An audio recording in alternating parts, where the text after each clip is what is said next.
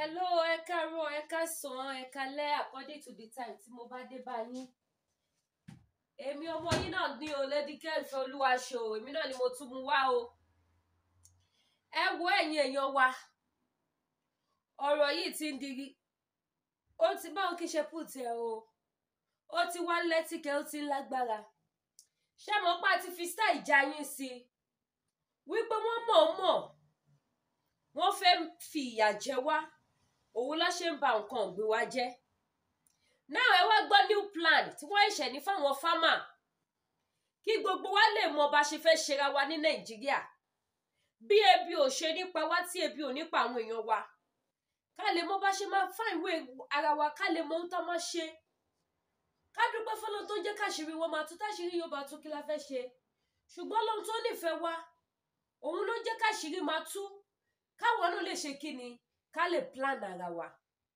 Now ẹ̀yin tẹ́ bá wò mí for the first time, ẹ bá mi pín ètò yìí, ẹ jẹ́ kó dọ́dọ̀ gbogbo àwọn èèyàn wa, ẹ jẹ́ kó dọ́dọ̀ àwọn àgbẹ̀ wa, kí gbogbo wọn lè mọ̀ irú plan tó wà ńlẹ̀ tí wọ́n ní fún ìran Yorùbá, kí wọ́n lè mọ ibi tó tún fẹ́ gbà yọ sí wa, kó lè mọ bí wọ́n ṣe fẹ́ ṣe ọ̀rọ̀ iṣẹ́ àgbẹ̀ nílùú Nàìjíríà.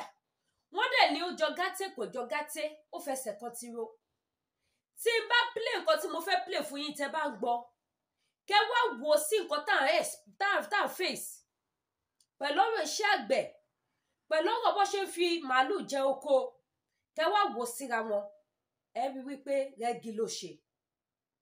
Bẹ́ẹ̀ dẹ̀ làwọn Fúlàní yóò dúró, wọn ò stop ẹ̀, wọ́n sì ń wá gbogbo ọ̀nà láti make sure wípé àwọn bà nǹkan ọ̀gbìn jẹ́ fún wa ní ilẹ̀ Yorùbá. Ṣé mọ̀ pé ní ilẹ̀ Yorùbá iṣẹ́ àgbẹ̀ òun ni iṣẹ́ wa o? Ṣé mọ̀ bẹ́ẹ̀? Wọ́n wá fẹ́ bà iṣẹ́ yẹn jẹ́.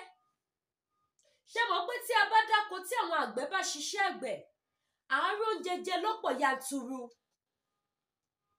Kò sí bó ṣe lè kówó lẹ̀, àwọn àgbẹ̀ tó ń jẹ́ ti surplus sí lọ́wọ́, wọ́n kó síta, wọ́n tà lówó pọ́kú. Ẹni tó bá lówó kékeré lọ́wọ́ á rí fi ra oúnjẹ. Ṣùgbọ́n gbà tí ò bá sí ọ̀nà àti dáko, tí àgbẹ̀ ò jèrè oko, báwo ni ẹ ṣe fẹ́ róúnjẹ ọ̀pọ̀ rà? Ṣebí nínú kòsíkòsí náà lẹ ti máa lọ máa ra oúnjẹ lọ́dọ̀ àwọn Fúlàní wọ̀nyí. Ẹ bá mi share fídíò yìí, ṣe rí awareness lélẹ̀. Bàbá ṣe mú wá, ẹ máa bá wa grab ẹ̀. Yorùbá nation is the only solution. Ohun tó dẹ̀ wá lẹ̀ ó kọjá bẹ́ẹ̀. Ẹ bá mi gbọ́wọ́ lé share button. Ẹ̀yin tẹ́ bá wò mí for the first time, ẹ bá mi subscribe sí YouTube channel mi, kẹ́tọ́ notification bell yín. Ẹ jájọ gbọ́ àṣírí wọn tó tútú, plan ìtàn ní gbogbo nǹkan tó fẹ́ ṣe ẹ já gbọ́. Ó yẹ kí n kàn pé kí n jí kí n já yín sí.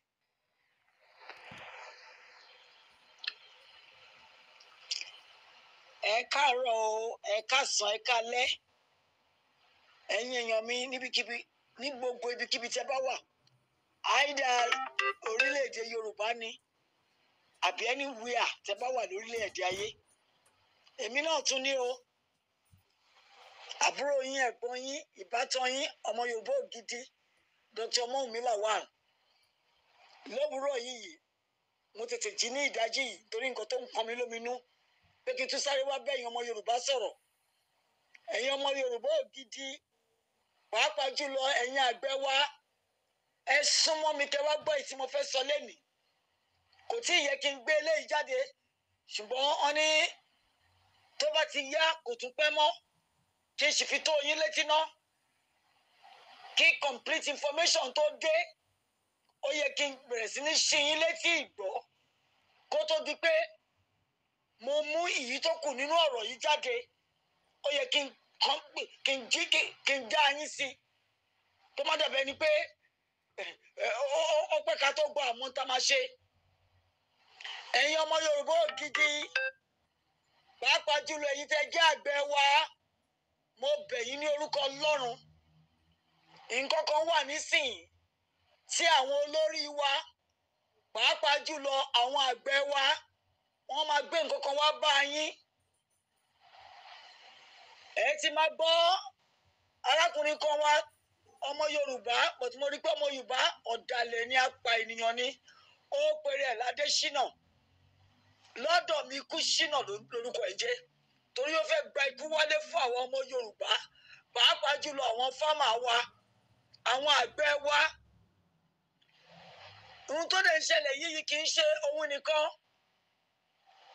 ẹ ti máa ń gbọ́ orúkọ ọkùnrin kan tó ń pè ní Bill Gates olówó okú olówó ogbó Amẹ́ríkà one of the richest men in the world ṣé bá ń gbọ́ ìròyìn ọmọkùnrin yìí ní nǹkan bí ọdún 3-4 sẹ́yìn ó sọ pé àwa ọmọ Áfíríkà á ti pọ̀ jù kò dẹ̀ sí iná oúnjẹ tó máa tó wá jẹ nítorí náà bíi mílíọ̀nù 3 billions ó láti kúnú wa torí pé a ti pọ̀ jù níbo ni ẹ̀dá kan ti ní agbára láti máa sọ pé àwọn ẹ̀dá kan ti pọ̀ jù ó dẹ̀ ń wá ọ̀nà tó máa fi pa wá ọ̀nà tó kọ́kọ́ fẹ́ fi pa wá ni pé ó gbé vaccine kan wá kó máa gún àwọn ọmọbìnrin wa ọmọ ọdún 13-14 so that tó bá tásìkò tó máa márì tó máa bímọ tó máa bí ọmọ yẹn kan ló máa bí wọn ò ní lè bí jù yẹn lọ ohun tó lówó Bill Gates fẹ́ ṣe nìyẹn ní Áfíríkà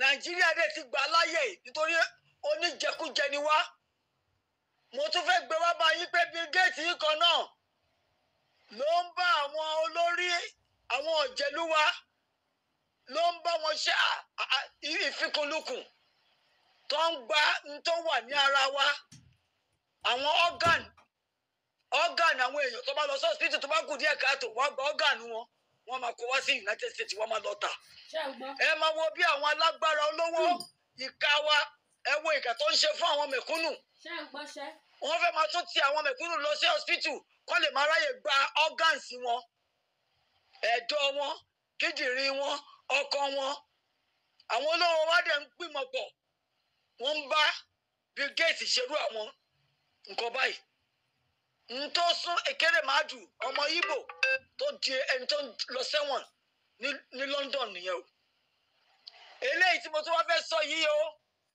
ó tún wá lágbára jù yẹn lọ o wọ́n ń pè nǹkan kan ní GMO jẹ́ genetically modified organs but it's a seed genetically modified yìí òun làwọn Yorùbá máa pè ní ìjíní yípadà wọ́n máa yí àwọn èso tá a fi ń gbé oríṣiríṣi oúnjẹ wọ́n máa ṣe àlùpàyídà ẹ̀ wọ́n máa gbé wá fún wa lóòótọ́ research ń lọ l'Amẹ́ríkà tí wọ́n ò tí ì conclude there is an ongoing debate and research wọ́n wá sọ fún wa pé genetically modified seed yìí ó ní potential danger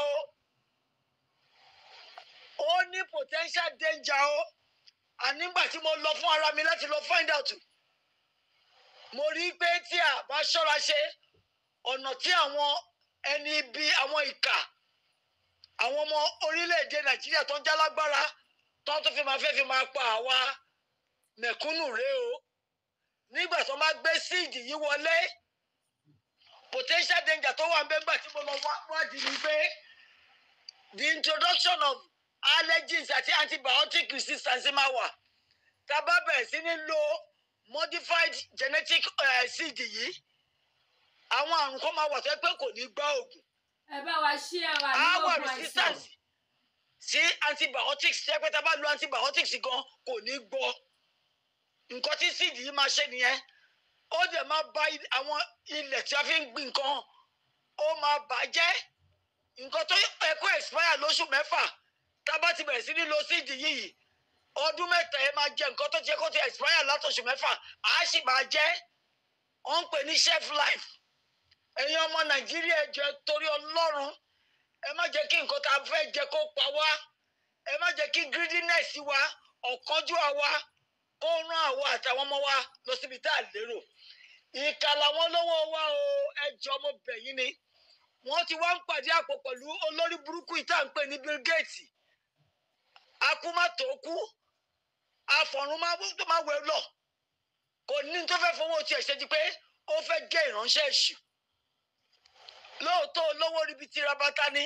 ṣùgbọ́n ìkà ló fẹ́ máa fi ṣe nǹkan owó ẹ̀ ṣe ara àwọn Africans dẹ̀ ló ti fẹ́ bẹ̀rẹ̀ ó fẹ́ make sure yìí pé ó kéré ó pọ̀ jù òun eliminate bíi 2 billion Africans ó dẹ̀ mọ̀ pé àwa Nàìjíríà la pọ̀ jù nínú African continent ó fẹ́ bẹ̀rẹ̀ láti máa pa wá láti bẹ̀ ẹ máa gbọ́ ọ̀rọ̀ mi lọ wọ́n ní this genetically modified organs or seeds ó ní nǹkan tó ń pè ní unexpected gene effect tó jẹ́ pé nígbà tí aboyún bá lóyún gan tó ń jẹ́ genetically modified seed láti fi gbin àlùbọ́sà láti fi gbin ata tomato oríṣiríṣi gbogbo nǹkan tẹ̀nu ń jẹ á bẹ̀rẹ̀ sí ní yí DNA oyún inú a máa yí padà kò wá ní yí padà sí dáadáa o nǹkan burúkú ló máa yí padà sí o ẹ̀yin ará mi ẹ gbọ́ nǹkan tí mò ń sọ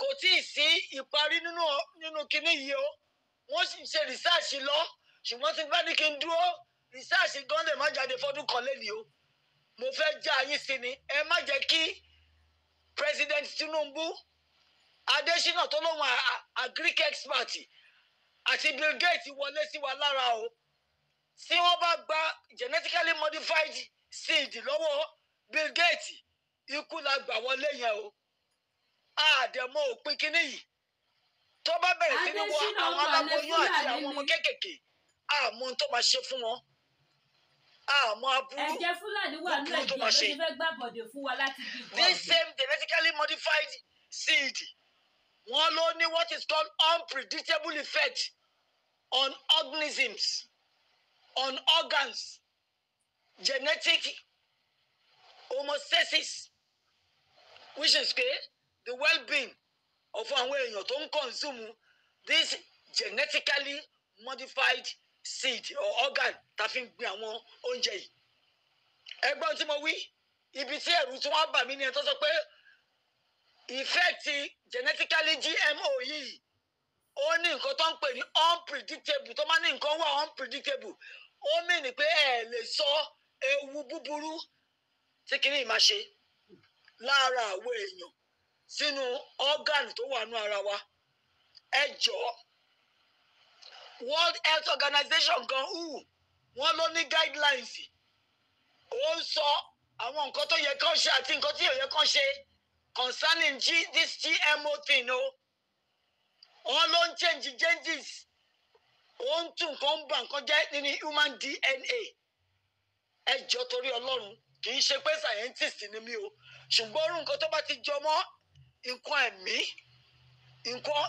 nǹkan tó máa da ilé ayé wa rú tí n bá gbọ́ mi lè dákẹ́ o torí mo ní ìran nílẹ̀ Yorùbá mo ní ìran nínú Áfíríkà yìí gangan alára torí àwọn àbúrò tèmi tó lọ ṣe òkòwò ní Gambia tó lọ ṣe òkòwò nílùú bòmíì mi ò ní fẹ́ kíkiri kiri burúkú yìí tí wọ́n fẹ́ gbé wọ̀lú tí Bill Gates fẹ́ gbé wá bá wa kó wá dáràn sí wọn lọ́rùn dáràn àwọn Fúlàní already wọ́n ti inject oúnjẹ wa ṣe gbọ́ wọ́n inject panla rúrún pẹ̀lú spider bí whatever tó ń pè ọ̀nà tó fi ń pa wá díẹ̀ rí ẹ̀yin ọmọ Yorùbá ẹ má jẹ dẹ́mta máa jẹ kó túnra wa lọ sọ́run already a ti kìlọ̀ mo ti ṣèkìlọ̀ ẹyẹ jẹ Fúlàní màálù ẹyẹ jẹ màálù Fúlàní èmi náà ti pariwo àwọn màálù Fúlàní ò kí ń ṣe màálù lásán èmi náà wọ́n ti fi ń gba làákàyè ni wọ́n fi ń gba ìgboyà lọ́wọ́ wa ni wọ́n fi ń gba ọgbọ́n lọ́wọ́ wa ni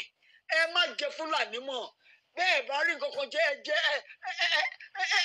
jẹ góòtù ṣé bí ẹran àgbò wà ń bẹ kí ló dé fẹ́ pé Fúlàní bẹ́ẹ̀ bá fẹ́ ṣe patí tẹ́ ẹ báyìí tí pa màálù kọ́lẹ̀ lólówó nìyí ọlọ́lá nìyí ikú lè ń fà sáwọn èèyàn lára ẹ ń gbé ikú ni wọ́n balẹ̀ fún wa ní ẹ fi Fúlàní fún ara ò jẹ màálù wọ́n prefer kó máa bá màálù sòtú pé kó máa jẹ lọ tó bá wá bá sùtọ́ tó sùn wọn wọ́n gbé wá fún wa even kí màálù kú wọ́n gbé lọ sọ́jà ẹ̀yin ọmọ Yorùbá àti Ìgbò náà lẹ́ ń jẹ ẹ̀ ń sọ wọ́n dolówó ṣùgbọ́n kì í ṣe pé wọ́n fowó ìkọ́lé wọ́n fi ń raṣọ ìbọn lọ́ fi ń rà wọ́n tún fi ìbọn yẹn padà wá pa wá kí ló dé táwa ò lè rorí ṣé bọ́ládé ni ló pè wá ṣé bọ́mọ olóye ló pè wá ọmọ onílàákàyè ló pè wá kí ló dé ta fẹ́ jẹ́ kí fúlàní sọ ayé wa dìdàkudà ńgbà tá tún gba fúlàní láyè tán àwọn olórí burúkú olówó gbóná aláyé bàjẹ́ bíi Bill Gates á lóun ń ṣàánú Áfíríkà ó ń pa wá ní ó ti gbé vaccine wọ Nàìjíríà kọ́ máa gún àwọn ọmọ ọdún mẹ́tàlá ọmọ ọdún mẹ́rìnlá obìnrin sódà tí ńgbà tó bá márì tó wọn nílé ráyè bímọ oríṣiríṣi àrùn ló ń kó sí wa lára ẹ̀yin ọmọ Yorùbá mo ń pè yín mo ń bá yín sọ ọmọ Yorùbá ògidì ní mímí lè purọ́ fún yín Amẹ́ríkà ni mo wà èmi ò tí ì rí àwọn àgbẹ̀ wọn tó ń lo this genetically modified seed ṣùgbọ́n wọ́n fẹ́ gbé wá fẹ̀yìn tẹ wà láfíríkà sódà tí ńgbà tẹ bá bẹ̀rẹ̀ sí ní jẹ́ wọ́n kọ́lé àrùn sí yín wọ́n bá sí ìgbésí ayé wa àtàwọn ọmọ wa jẹ́ àtàwọn ọmọ tá àti ìbí gan wọ́n bá fáàmù wa gan jẹ́ nǹkan àti gbé oko kiri wa gan wọ́n máa bà ecosystem wa jẹ́ olówó ogbó ní Bill Gates kò lówó tó fẹ́ fi ṣàánú àwọn ọmọ aláìní ìkànnì ó ti di ìránṣẹ́ èṣù pẹ̀lú owó ẹ̀ ti débi tẹ́ pé kò ní bẹ̀rù Ọlọ́run mọ́ ẹ̀yin ọmọ Yorùbá ẹ gbà ẹ gbọ́ ẹ má jẹ́ kí ojú kòkòrò wa àìnítẹ́lọ́rùn wa kó rán wa lọ sóde ọ̀run ìkà làwọn olówó yìí tí ra wọn nìkan ló mọ̀ wọn kí à ń pa wá bàbá Tinubu mo bẹ̀ yín ni ẹ má jẹ́ kí Adésínà àti Bill Gates kán pàdé àpòpọ̀ láti pa àwọn èèyàn wa o genetically modified seed tó fẹ́ gbé wá ẹ mú implications ẹ o it has a far-reaching implications and the ramifications ẹ lè mọ ibi tó máa dé o tẹ bá tẹ ní kò ní kàn yín nígbà tẹ́yin bá kúrò lórí àpèrè tẹ́ lọ tán ṣé mọ àwọn tó máa kànú ẹbí yín ni ṣé mọ bí àwọn ọmọ yín náà máa wà affected bàbá Tinubu ẹ bá wa rò ó ẹ má jẹ́ kí ikú wọlé tọ̀ wá wá ikú díẹ̀díẹ̀ gan ó wọ̀ sí ju kíkú pààyàn lẹ́ẹ̀kan lọ ṣe fẹ́ kí àrùn àìsàn máa ṣe wá ọdún mẹ́wàá mẹ́jọ 20 ọdún ká tó kú ni this genetically modified seed tó fẹ́ gbé wá fáwọn fámà wa yìí ikú ló fẹ́ fi gbé wá fún wa àrùn ló fẹ́ fi gbé wá fún wa ẹ má ṣayé wa légbodò ẹ mọ̀ ń bẹ̀ yín ni ẹ má ṣayé wa légbodò ẹ jẹ́ kí Ọlọ́run kó jẹ́ olóòótọ́ fún yín ẹ ní ìbẹ̀rù Ọlọ́run ẹ ní ìpáyọ̀ Ọlọ́run bẹ́ẹ̀ tẹ̀ nífẹ̀ẹ́ àwa èèyàn tẹ̀rù pọmọtálíkà ni wà á ní nǹkan kan alọ́lọ́run ẹ̀jẹ̀ tó wà lára yín òun náà ló wà lára wa gbogbo yín dẹ̀ lẹ bímọ Adésínà agricultural expert ó kàwé ó ka làákàyè ó dẹ̀ níbẹ̀rù Ọlọ́run òun wá validation lọ́wọ́ ayé òun wá presence òun wá fame òun wá agbára òun owó gbogbo ohun tí mo kà sílẹ̀ yẹn gbogbo ẹ̀ lọ́lọ́run lè gbà láàrin ìṣẹ́jú kan tó bá fi gbogbo ọgbọ́n ìmọ̀ àti òye ẹ tó fẹ́ fi dá orílẹ̀-èdè rú pẹ̀lú gbogbo àwọn nǹkan tí wọ́n gan ń ṣe tí o lè sòótọ́ you cannot speak your truth to power o dẹ̀ pé rẹ́lẹ́sà tí o wà ní ADB African Development Bank ṣé Africa ló ń develop yẹn àbó ń develop stomach infrastructure and pocket infrastructure ẹ Adésínà o ò fẹ́ ṣínà o fẹ́ máa gbé ikú wọlé wá bá wa tí n bá pe Ọlọ́run lé ẹ lórí wàá rí ìjàgbàdì Ọlọ́run tí n bá wọnú lé pe Ọlọ́run lé ẹ lórí Adésínà àti àwọn àti wa àti Bill Gates. Adésínà àti Brigade jẹ́ bá pa wá o. kò tí dá ẹ ṣàánú wa o. tí o bá lọ ṣe research ẹ dáadáa lórí this genetically modified seed tẹ́fẹ́ gbé wọ̀ Nàìjíríà tó bá fún àwọn fámásì wa tó máa wá fi pín nǹkan ọ̀gbìn fún wa àwọn oúnjẹ tá à ń jẹ Adésínà wà á continue to yọ. lọ́bẹ̀rẹ̀ mi dáadáa ọmọ ìsàlẹ̀ kó làwọn tó bí mi ṣùgbọ́n èmi fúnra mi ọmọ Ọlọ́run ni mi ọmọ aláṣẹ ni mi ọmọ òun mi ló ń porúkọ mi tí o bá lọ fi oríro orí kó fi kùn lukùn kó lọ ṣe research ẹ kó péye kó tó collaborate kó tó darapọ̀ mọ́ Bill Gates tẹ́fẹ́ gbé genetically modified seed wọ ìlú fáwọn pharmacy wa ikú Ṣínà wàá jẹgba, wàá rí ìbínú Ọlọ́run, wàá rí ìjàmbádì Ọlọ́run. Ọlọ́run á na ìdà sínú ilé ẹ̀ tí ò bá ṣe òtítọ́ àti òdodo pẹ̀lú àwọn ọmọ Yorùbá. Mo rí pé òun wá validation, ìwọ náà òun galivanti torí pé òun wá presence, òun fẹ́ di olówó, òun fẹ́ di ọlọ́lá. Position tó ní ADB ò tí ì tó ẹ, ó fẹ́ kó mọ̀ ẹ́ lágbàáyé. Bó tó bá máa mọ̀ ẹ́ lágbàáyé, wọ́n gbọ́dọ̀ mọ̀ ẹ́ fún nǹkan dáadáa. Tí ò bá ṣe òtítọ́ àti òdodo, wàá rí ìjàgbàdì Ọlọ́run, wàá rí ìbínú Ọlọ́run, ìdá Ọlọ́run á wọlé tọ̀ ìwà. Torí náà bàbá wa Tinubu, òun mo tún pè yí sí iye o. Ọmọ yín ni mo jẹ́, omi ò lè rí ibi kó fẹ́ bá àwọn èèyàn Yorùbá or ẹnikẹ́ni for that matter kí n dákẹ́. Ẹ má gba genetically modified seed fún àwọn fámà wa o. Ẹ má gba genetically modified seed fún àwọn àgbẹ̀ wa o. Ẹ má jẹ́ kí Bill Gates wọlé sí yín lára. Ó ti sọ pé òun fẹ́ pa 3 billion àwọn Africans o. Ó ti wà lẹ́nu ẹ̀. Ẹsẹ̀ ẹgbẹ́ bẹ̀rẹ̀ pé a ti pọ̀ jù 200 million tá àrò jẹjẹ. Àwọn àdè là ń pariwo àrò jẹjẹ yìí. Ṣé ká tó wá gbakú dání? Àrò jẹjẹ bọ̀ tó fẹ́ gbé àìsàn sí wa lára. Ṣé òun tẹ́ fẹ́ nìyẹn bàbá Tinubu? Nítorí pé ẹ fẹ́ ṣe ti Fúlàní ni àbí tẹ́ fẹ́ ṣe ti àwọn òyìnbó ni? Ẹ fẹ́ gba ikú wálé fún wa. Bàbá Tinubu, àgbálígé alágbàlá ń rè yìí. Ẹ̀yin máa bá ẹ fẹ́ fara ti yín lọ, bó ṣe fẹ́ gbé àwa sínú ìgbèkùn. Ọ̀rọ̀ yìí máa bẹ́yìn yọ o. Ọ̀rọ̀ yìí máa létí kẹ́ o. Ọlọ́run ò ní gbà fún yín o. Tí ẹ bá lágbára ẹ̀ lágbára lórí Ọlọ́run, ẹ lè lágbára lórí àwọn èèyàn. Ọlọ́run ló dá yín o. Ẹ create ara yín o. Heaven and earth belongs to God and everyone that is in it. Ó dẹ̀ ti fi ìdí ayé ó ti fi sọ̀rọ̀. Kí wọ́n ń ṣe ilé màdàrú. Bàbá Tinubu, òun ni mo sọ yẹn o. Ẹ má jẹ́ kí Bill Gates olówó ayé, olówó okú, olówó ogbó kó máa kọ̀ǹfíìsì kó fẹ́ ẹ̀kú, kò sí ẹ̀kú kọ́kọ́ tí Bill Gates fẹ́ ṣe, ó fẹ́ fi owó ẹ̀ ó fẹ́ fi di Ọlọ́run sí wa lọ́rùn. Ẹ jẹ́ kí n sáré fi àfikún níbi tí màámi sọ̀rọ̀ dé. Ṣé rí ọ̀rọ̀ brigade yìí?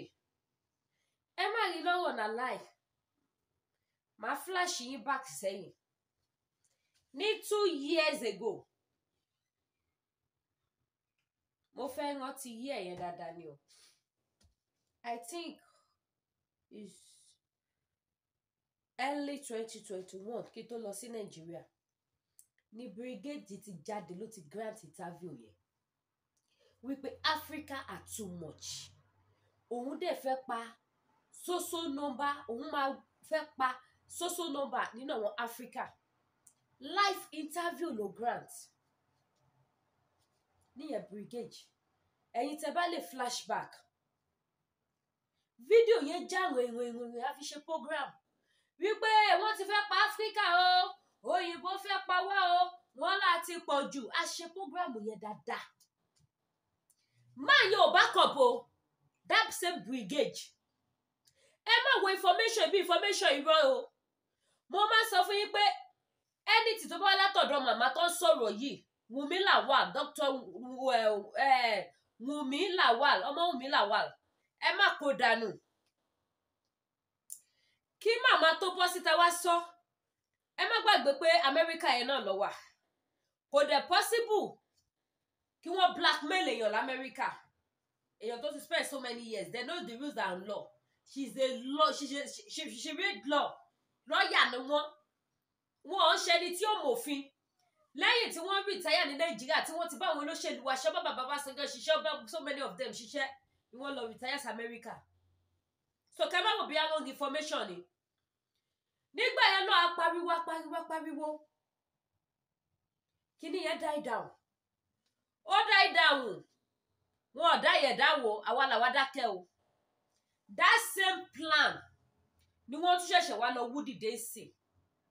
Tó tún wá fẹ́ lò pẹ̀lú Kúṣínà àtàwọn ọmọ àlè Fúlàní láti fi poison gbogbo nǹkan ọ̀gbìn, láti fi pa àwọn èèyàn ní àpasára, láti fi bà tàwọn èèyàn jẹ́.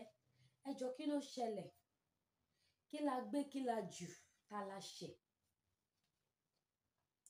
tá la ṣẹ̀ nínú ayé yìí wọ́n ló ṣà tí ò bá gbéyàn á ṣèyàn bó bá ṣe báyàn. Ẹ bá bí mo yé sọ mo ṣe jẹun tán ni mi ti jẹun látara mo ṣe jẹun sí ni oúnjẹ yóò tí ì lọ yàtọ̀ mo ń feel ẹ̀ body. wọ́n ló ṣà tí ò bá lè gbéyàn á ṣèyàn bó bá ṣe báyàn bí ìtàwọn ti wá kọ́ all in the name of money ni o. Owó tí wọ́n lè kó lọ sọ́run owó tí wọ́n lè fi ráyé ìgbé kọ́ má kú wọ́n dẹ̀ rẹ́dí àti fi bá tọmọ Yorùbá jẹ́. Ẹjọ́ kí la ṣe? What is our offence? Ẹ̀ṣẹ̀ wo la ṣẹ̀? Ṣe rí pé wàhálà ti wà báyìí? Ṣe rí pé wàhálà wà báyìí? Nǹkan tí wọ́n sọ fún yín tẹ́ bá gbọ́ tí màmá sọ wípé àwọn ṣe investigation lọ́wọ́. I personally I talk to her one-on-one lórí incident yìí. Wọ́n dẹ̀ ṣe investigation yẹn lọ́wọ́lọ́wọ́. Ó ní àwọn kan tí wọ́n tún wà behind it tí wọ́n mention but she have not finished her investigation. But a bá lọ sọ wípé kí wọ́n dúró kó finish investigation yẹn before she will spit out. Tómi bá lọ tẹ̀yìn wọ̀gbìn lẹ́nu ńkọ́. Gbogbo wa la mọ̀ pé ara ń kọ́ wọ́n gan ní Nàìjíríà ń sìn.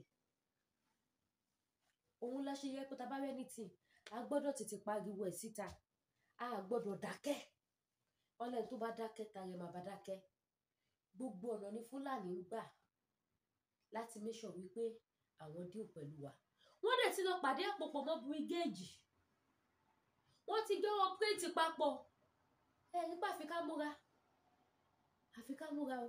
Ẹ jẹ́ ká gbọ́rọ̀ látẹnu màmá Délẹ̀ Káràndọ̀. Mi lè dúró lọ títí mo ṣe jẹun tán ni. Ẹ má gbà fún o.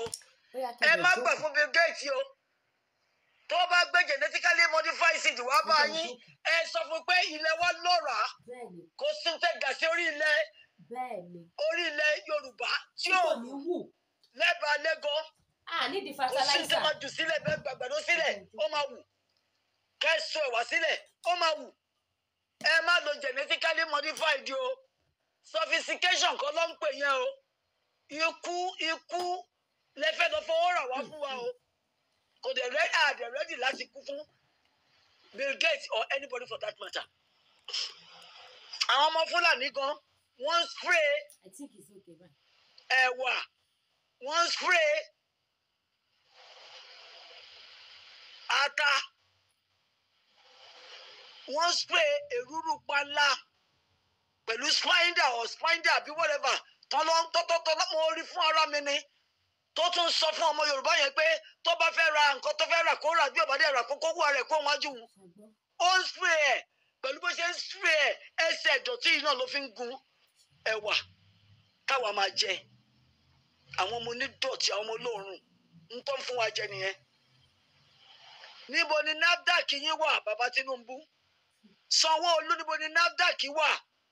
Ṣé wọ́n lọ káàkiri wọ́n ń wo bí àwọn Fúlàní yìí ṣe ń spray all kinds of poison sórí nǹkan tó ń tà fún wa torí pé wọ́n fẹ́ pa àwọn ọmọ Yorùbá run.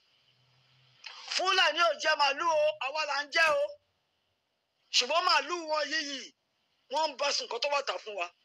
Mo ti sọ fún yín. Mo ti rí series of video tí wọ́n bá màálùú sùn wọ́n da dọ̀bálẹ̀ wọ́n kàtọ̀ sókè bí ìtàn èèyàn. Wọ́n lè yẹn lọ ẹsẹ̀ sọ́tún tó sì báyìí wọ́n dẹ̀ ń bá sùn. Àtẹ̀yìntẹ́ ìṣe wọ́n náà bí sí ni. Mo ti rí tó ń bá sùn ní standing. Màálùú Fúlàní bọ́tí ẹ̀ ní gbọ́. Ibi tó ti ń dáná nínú igbó. Ṣùgbọ́n tó bá pa kìí ṣe yìí nìkan lẹ́ ń jẹ́. Ẹ fi pé pati ẹ tún pè yàn bíi 500 gbogbo ìgboyà abájọ tí Fúlàní bá wọlé tọ̀ yín wá ẹ lè ṣakitiyan ẹ kàn ń pariwo ni wọ́n ti gbàgbára wọ́n ti gbà làákàyè gbogbo ìgboyà yìí ni Fúlàní ti fi wọ́n ti fi màálù kò lọ. Àdẹ̀sọ èmi sọ tèmi o kò sí ẹ̀jẹ̀ kankan nu yín tó máa wà lọ́wọ́ mi àbí lórí mi torí náà mo ṣe ń pariwo ẹ dìde o ẹ̀yin ọmọ Yorùbá kẹ́ já sí o kẹ́ jẹ́ kí orí inú yín kó má bà tòde yín jẹ́ o. Bàbá Tinubu ẹ má gba Bill Gates láàyè. Bàbá Tinubu ẹ jẹ́ ká stop ẹ̀ síbẹ̀ yẹn kí fídíò yìí kó má bàa gùn. Mi ì fẹ́ kí fídíò yìí gùn jù ẹ jẹ́ sáré wá ṣe àlàyé díẹ̀ sí i. Ṣé rí màálù àtìgbà tí mo ti bẹ̀rẹ̀ ìrìn àjò yìí ni mo ti sá fún màálù ní jíjẹ. Òun ló mọ́ mi lára dé Canada tí mo fi máa ń wò ògúnfe kiri. Ẹ yé jẹ màálù mọ́. Nígbà tí Fúlàní ń da màálù lọ nínú igbó tó dẹ̀ bẹ̀rẹ̀ sí ní bá sùn, àwọn tó wà lọ́ọ̀kan ló ń fídíò ẹ̀. Tí n bá ní kí n káyé fídíò màálù Fúlàní tí mo ti rí tó ń bá sùn, máa ka 10 tí kì í dẹ̀ ṣe oríṣi kan ní different spots. Ohun mo ṣe máa sọ pé ẹ má jẹ màálù Fúlàní. Wọ́n ti dàtọ̀ sí lára. Wọ́n ti fún lóríṣiríṣi nǹkan jẹ. Wọ́n ti ṣe oríṣiríṣi sí. Ẹ jẹ́ ká stop àti máa jẹ. Ẹ jẹ́ ká stop àti máa jẹ oúnjẹ Fúlàní. Èèrà ò fẹ́ kòkòrò dénú. Fúlàní ò nífẹ̀ẹ́ wa. Fúlàní fi ojoojúmọ́ ayé wọn báyìí ni wọ́n fi lé ikú sí wa. Àwa lónínúure lọ́lọ́kàn rẹ̀. Ìran Yorùbá ẹ jí ẹ má sùn. Ẹ má jẹ́ kó mi tẹ̀yìn wọ̀gbé wa lẹ́nu. Ẹ má jẹ́ kí omi kó tẹ̀yìn wọ̀gbé wa lẹ́nu. Ẹ jẹ́ ká jí. Òjò lóhùn onílé wó, onílé ni ò ní gbà fún. Òun lọ́rọ̀ brigade àtàwọn Fúlàní tí wọ́n ti ń wá ìṣubú Yorùbá tẹ́lẹ̀ tó lọ pàdé àpòpọ̀ àti Adésọ̀yà bí kí ló pera ẹ̀ tí wọ́n dárúkọ yẹn.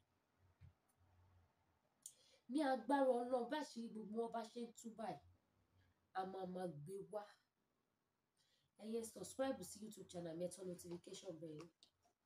Bí àṣírí wọn bá ṣe ń tú báyìí, a máa gbé wá fún yín lẹ́sẹẹsẹ. Kò jù bẹ́ẹ̀ lọ. Gbogbo ẹ̀yin tẹ́ bá fẹ́ ra àwọn product táǹtà láti iléeṣẹ́ Danari Skin Care. Face cream ni. This is body cream. This is also body cream. Èyí tẹ́ bá fẹ́ bẹ́ẹ̀ ni. Bẹ́ẹ̀ bá ṣe fẹ́ kí skin yín kó rí ni. Body soap ni. Oil ni. Ọkùnrin ń lò, obìnrin ń lò. Face cleanser ni. Face soap òun lélẹ̀. Èyíkéyìí tẹ́ bá ti fẹ́ láti iléeṣẹ́ Danari Skin Care nílùú UK. Ẹ̀yin náà rí bí mo ṣe clean. Tẹ́ bá fẹ́ clean jù mí lọ, ẹ pè iléeṣẹ́ Danari. Tó bá lè jẹ́ bí mo ṣe wà lẹ́yìn náà wà tẹ́kọ̀ fẹ́ maintain ẹ̀. Tí ẹ fẹ́ kí skin yẹn kó bàjẹ́, ẹ pè iléeṣẹ́ Danari. Tó bá lè jẹ́ pé black and shine lẹ fẹ́, iléeṣẹ́ Danari ní ìlú UK. Ẹ má bínú mi lè rìn olúwo lọ títí. I'm tired. Bákan náà dẹ̀ ni àwọn products táǹtà láti iléeṣẹ́ Tia Natural Bar. Jẹ̀díjẹ̀dí, high blood pressure, diabetes, manpower. Gbogbo ẹ̀ wà ní ìkàlẹ̀. A ní rí jù bẹ́ẹ̀ lọ. Ẹ jọ̀ọ́ bá mi share, mo fi ọ̀nà Ọlọ́run bẹ̀ bẹ̀yín. Ẹ bá mi share ètò mi kí gbogbo àwọn èèyàn wa kó lè gbọ́. Ṣé mọ̀ wípé kò kí ń pẹ́ tó máa fi sọ fún àwọn èèyàn pé ẹ máa lọ sí local government yín, ẹ̀yin àgbẹ̀, wọ́n ti gbé fertilizer síbẹ̀. Ìjọba fẹ́ pín fún yín lọ́fẹ̀ẹ́. Ẹ má lọ gba fertilizer o. Ẹ bá wa ké tòótòótó fún gbogbo àgbẹ̀ Nàìjíríà kó má gba fertilizer o. Gbogbo àwọn àgbẹ̀ ilẹ̀ kóòtù òjìrì, ẹ má lọ gba fertilizer níbì kankan o. Ilẹ̀ wa dá o. Fúlàní ni kó kẹ́rù ẹ̀ kó máa lọ. Mo fi ọ̀nà Olódùmarè bẹ̀ yín, ẹ̀yin tẹ́ ń gbọ́ kan tí mo sọ yìí. Ẹ bá wa pín ètò, ẹ bá wa pariwo fún gbogbo àwọn èèyàn wa. Ṣé mọ̀ pé wọ́n máa ń ṣe kinní yẹn fún wọn ní Nàìjíríà? Tó máa ní gbogbo àwọn agriculture kó lọ sí local council wọn, kó lọ máa gba fertilizer, kó lè lò fún nǹkan ọ̀gbìn. Ẹ dẹ̀ lásìkò tá a wà yìí wípé bí ń pa àwọn èèyàn oúnjẹ wọn. Ìsìlọ́ máa sọ fún wọn wípé kó jẹ́ lè wà, kó jẹ́ lè pọ̀, kó máa bọ̀ wá gba fertilizer. Ẹ jọ̀ọ́ gbogbo ẹni tó ń wò mí, ẹ má lọ gba fertilizer. Ẹ bá wa pín o. Ẹ bá wa pín, ẹ má gba fertilizer kankan bí kankan o. Iṣẹ́ ọwọ́ brigade ni o. Iṣẹ́ ọwọ́ wọn tó bá ní èèyàn kan agriculture, kìnnìkan wọ́n láti Ministry of Agriculture wọ́n ní kẹ́ wá ṣe kìnnìkan ẹ̀yin àgbẹ̀. Ẹ má dáhùn, ó léwu o. Ẹ má ní àtúpariwo lè síta fún yín o. Bí a ṣe ń gbọ́ là ń gbé wá fún yín. Kó má bá di wípé a máa kábàámọ̀. Ọlọ́run dẹ̀ ní jẹ́ ká kábàámọ̀, ojú òní tì wá. Ẹ ṣeun gan bó ṣe jẹ́ nìyẹn. Tẹ́ bá wò mí for the first time, Lady K Ifeoluwaso, baby of Yorùbá nation, òun lèmi. Ẹ bá mi subscribe sí YouTube channel mi, turn notification bell kẹ́dẹ̀ fún wa ní top up. Ojú òní tì í, ire o.